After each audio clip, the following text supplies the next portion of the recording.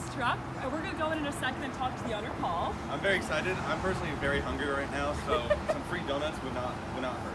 Oh, not at all. It's gonna be delicious. So we obviously came 3 years ago. What's your backstory? Like, how did you get here? So how I got here at this store is pretty interesting. So summer of 2015, my family, so my wife and my two children, then they were 8 and 13. We traveled down to the lower Delaware, Rehoboth Beach area. And there's a donut shop there that we frequent often when we're on vacation called the Fresh as Prune. And it's a little bit different. It's you walk in and you can always walk out with a hot, fresh donut.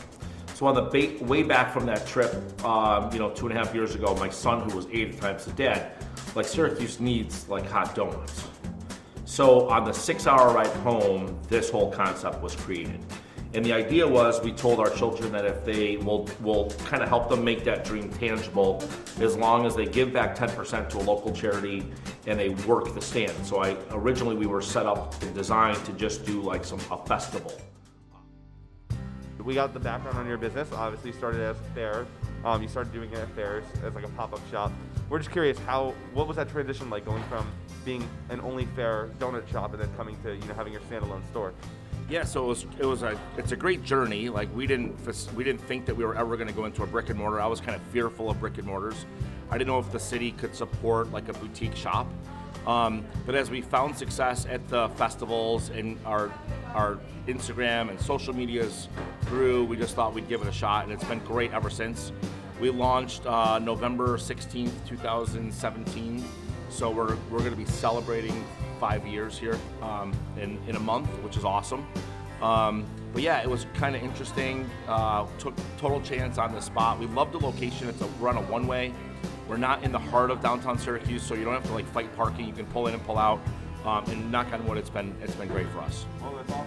5 years is incredible. Are you guys doing anything special to celebrate? Yeah, we're actually planning the anniversary party now. We're gonna have a full day of events, free T-shirts, giveaways, $5 dozens all day. So it'll be a great day. So of course, one of the most pressing questions right now would be about COVID-19. We're just kind of curious because we didn't talk about this obviously last time we met with you. How has COVID-19 impacted your business? Yeah, so I'm almost ashamed to say we actually found success during 2020. Pure luck. We had our food truck that we bought in the fall of 2019. And then we took the food truck, we put it out in the neighborhoods, so there was pre-orders, half dozen, dozens. We found success from April till July with the food truck. So it was actually a decent year for us. I think right now, like in the last couple of weeks have been a little weird. I think you have like stimulus money's gone, you have COVID kind of revamping, and I think people are kind of staying a little bit tight to home. But thankfully we made it through COVID, and we're continuing to move forward with whatever kind of comes our way. It's amazing that you're able to kind of bring your donuts out to people. That's really wonderful to hear. Yeah. Did you guys have any like special interactions with certain people, like regulars that you would see all the time during the start of the pandemic? Yeah. So great question. So Syracuse is still, obviously you guys know, it's a small community and it's a small city, but there's still like the suburban families that don't like to venture downtown for whatever reason, parking or fearful or haven't been downtown in a while. So when we created this program, it worked out really well where they could order a half dozen or a dozen. We brought them door side so they knew the hour. Hey, it worked out well with our product. It's not pizza where it could get cold. So the donuts worked. Everyone was home, right? Kids were home, parents were home, so they would wait for that hour. And then what we did was we saw that we built relationships with the suburban families, and now we see them coming down on weekends. So it really worked out well, and it was something that we're thankful for. So you talked about your connection with the local community. Even further going upon that, do you have any connection with like local businesses or other nearby restaurants, stores, whatever that you work closely with? Yeah, so I mean, Syracuse is a small community, and a lot of us business owners know each other. We collaborate as often as possible. We've done things, and we're going to continue to do things like we're working, like we did with a bakery in Jamesville, Half Moon Bakery. We used mini Half Moons on one of our donuts, so we collaborated that way. We're actually working soon with a donut beer that's going to be pairing, so that'll be coming out. So as often as we can, we'll partner up with local businesses to give like a 1-2 punch, and that always works well. Yeah, we noticed that you also partner with Salt City Coffee. We do. So we have Salt City coffee, cold brew, and hot coffee. Pretty much we buy as local as we can. So like when apples are in season, we'll buy locally. There's been a weird movement on the supply-demand chain, so some products been difficult to get, but we always will source locally first. Do you want to talk about, you mentioned to us earlier about how you're collabing with Beacon Skip and other apple orchards?